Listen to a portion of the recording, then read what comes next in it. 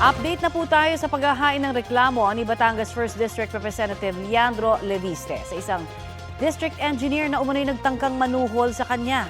May ulat on the spot si Ian Cruz. Ian? Yes, Tony, katatapos lang nitong inquest laban sa DPWH District Engineer na si Adelardo Calalo.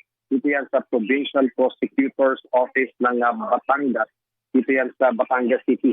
At ako sa informasyong nakuha natin mismo, Colonel Giovanni Cibalo, ang Provincial Director ng Batangas Police, Corruption of Public Official at paglabag sa Anti-Graft and Corrupt Practices Act. Ang mga reklamong iniharap laban nga sa District Engineer, itong Representative Leandro Legardo Leviste. Hindi na nagbigay ng pahayag si Engineer, pati na yung kanyang abogado, sa kanilang mabilis na pag-alis dito sa Hall of Justice dito sa Batangas City.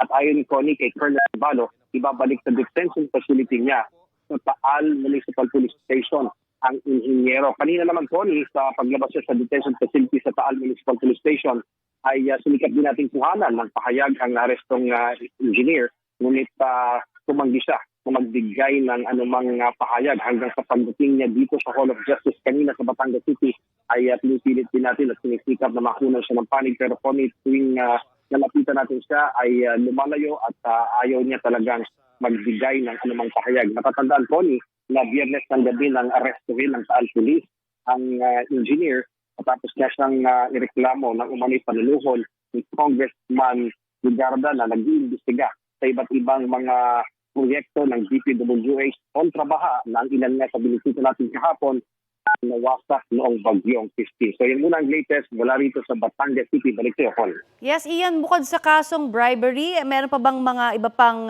isasampang kaso dito sa District Engineer?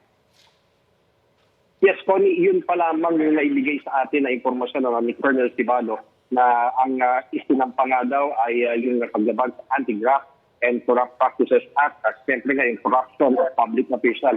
Ang tanong dito, Connie, magkakaroon ba ng pakikipagsulungan itong inhinyero, no? Kung Yes. meron man siyang nalalaman, doon nga sa sinasabing nagaganap na mga kababalaghan sa mga proyekto ng DPWH. Dahil kahapon nga po niya, nagpunta ang team nitong si Congressman Leviste sa bayan ng Balayan dahil may mga duty doon na nasira noong bagyong Christine noong October 2024. Pero yon ay natapos lamang noong 2023. So isang taon lamang nasira ko niya. At dinunot nga yung mga sheet pile doon na pag-alaman po na base sa plano, ang sinasabi ni Congressman Leviste, dapat 15 meters yung ibinaon. Pero yung mga napunot kahapon na mga sheet pile po ay may haba lamang na 3.9 meters, meron 5.5 meters. So talagang malaki ang discrepancy at malaki raw ang dapat ipaliwanag ng DPWH at ng kontrapista nila doon sa area na yan sa Barangay Santol sa Balayan, Batangas at sa iba pang